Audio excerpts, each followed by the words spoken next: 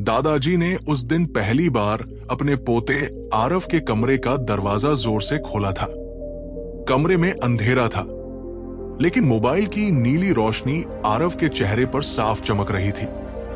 आरव, सुबह के 10 बज गए हैं। दादाजी की भारी आवाज गूंजी, लेकिन आरव की उंगलियां अब भी मोबाइल स्क्रीन पर दौड़ रही थी।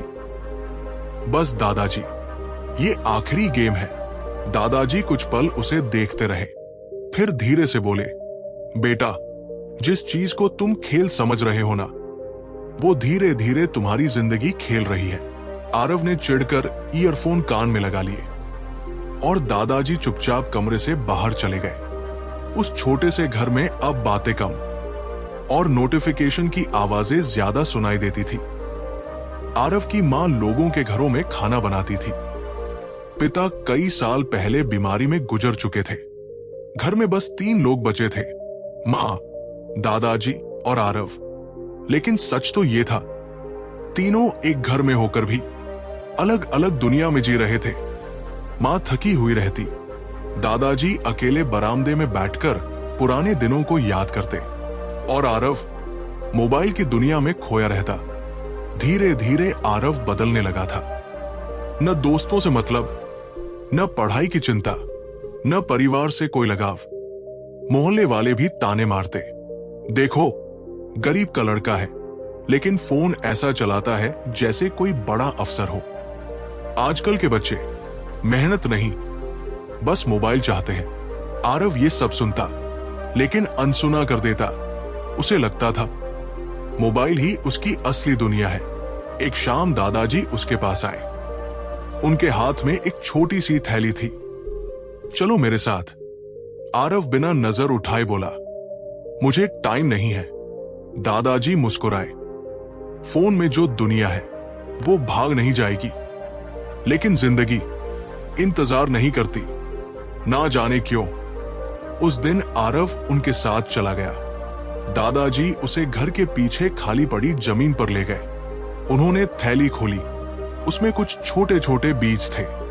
आरव हंस पड़ा, ये क्या है? भविष्य, दादाजी ने मिट्टी उठाते हुए कहा। आरव ने मजाक उड़ाया, इतने छोटे बीज भविष्य कैसे हो सकते हैं? दादाजी ने उसकी आंखों में देखकर कहा, जैसे छोटी आदतें इंसान का पूरा जीवन बदल देती है। उस दिन दादाजी ने उसे मिट्टी खोदना सिखाया। आरव के साफ हाथ गंदे हो गए, उसे चे होने लगी। ये सब बेकार है। दादाजी शांत स्वर में बोले, मोबाइल में तुम्हें तुरंत मजा मिलता है, लेकिन असली जिंदगी इंतजार मांगती है। अगले दिन फिर दादाजी उसे वहां ले गए। धीरे धीरे आरव रोज उनके साथ जाने लगा। कभी पौधों को पानी देता, कभी सूखी घास हटाता, कभी बस दादाजी की बातें सुनता। दादाजी अक्सर कहते, बेटा, स्क्रीन की रोशनी आंखें चमकाती है, लेकिन रिश्तों की रोशनी जिंदगी चमकाती है। आरव चुप हो जाता। एक दिन उसने देखा, दादाजी खांसते खांसते जमीन पर बैठ गए थे। दादाजी, वो घबरा गया। पहली बार उसके हाथ से मोबाइल गिरा था। वो उन्हें सहारा देकर घर लाया। मां की आंखों में डर था। डॉक्टर ने कहा, उम्र ज्यादा है, इन्हें आराम चाहिए। उस रात आरव सो नहीं पाया।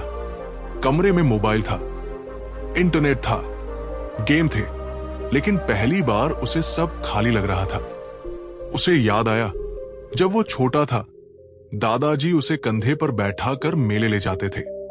बारिश में भीगते हुए पकौड़े खिलाते थे। स्कूल के बाहर घंटों इंतजार करते थे। और उसने पिछले 2 सालों में शायद ठीक से उनके साथ बैठकर बात भी नहीं की थी। उसकी आंखों से आंसू निकल पड़े।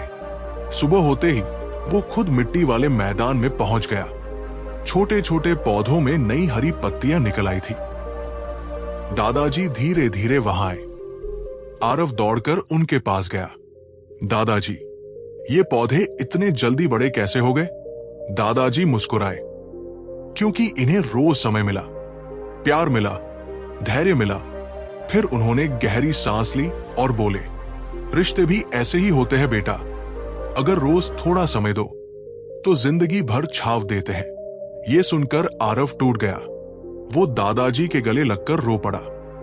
मुझे माफ कर दीजिए दादाजी, मैं आपके साथ होते हुए भी कभी आपके साथ था ही नहीं। दादाजी ने उसके सिर पर हाथ रखा। गलती मोबाइल की नहीं है बेटा, गलती तब होती है जब इंसान अपनों को भूल जाता है। उस दिन के बाद बहुत कुछ बदल गया। अब सुबह घर में मोबाइल की आवाज नहीं, दादाजी और आरव की हंसी सुनाई देती थी। आरव ने फोन का समय कम कर दिया। वो पढ़ाई करने लगा, मां के काम में हाथ बंटाने लगा और रोज दादाजी के साथ पौधों की देखभाल करता।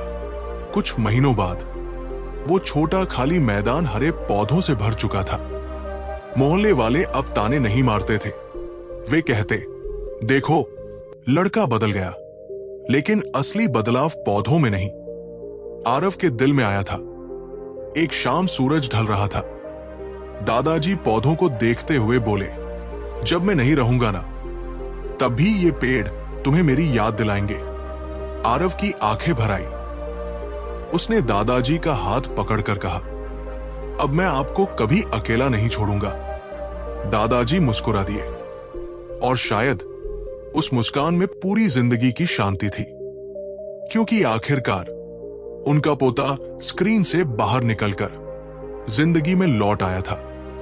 दोस्तों, मोबाइल बुरा नहीं होता, लेकिन जब स्क्रीन की चमक रिश्तों की गर्माहट छीनने लगे, तब रुककर सोचने की जरूरत होती है। क्योंकि असली खुशी न लाइक्स में मिलती है, न नोटिफिकेशन में। असली खुशी मिलती है अपनों के साथ बिताए गए समय में। याद रखिए, बीज को पेड़ बनने में समय लगता है और रिश्तों को मजबूत बनने में भी। अगर आपको यह कहानी पसंद आई हो तो इसे लाइक करें, शेयर करें और चैनल को सब्सक्राइब करना न भूलें। मिलते हैं अगली प्रेरणादायक कहानी में।